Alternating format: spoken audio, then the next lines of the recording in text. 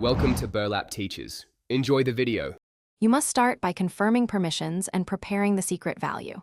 Create a short, specific name in uppercase and copy the value once. Once done, open Settings, choose Secrets and Variables, then Actions, and add a new repository secret.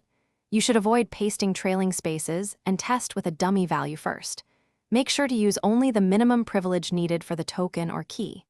This gets you from access checks to an actionable secret in place, ready for workflow use. Now integrate the secret into your workflow YAML. In a step, reference it as secrets. My secret, and for actions that accept inputs, pass it via with or set it on env. Make sure not to print the secret to logs, avoid echoing or using set output with raw values. When running shell commands, export into environment variables and read them from within the script. Once configured, run the workflow and inspect logs for masked values. They should appear as **** if handled correctly.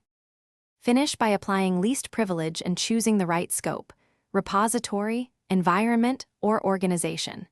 Use environments when you need approvals or deployment protection, and map secrets to specific jobs so they're not exposed more than necessary. If the secret isn't available in a pull request from a fork, make sure workflow permissions and PR restrictions are intentional. One key troubleshooting tip: if values are not masked, verify you never accidentally printed them, and review workflow permissions and identity tokens to stop accidental exposure. Thanks for watching. Consider subscribing if this video helped you.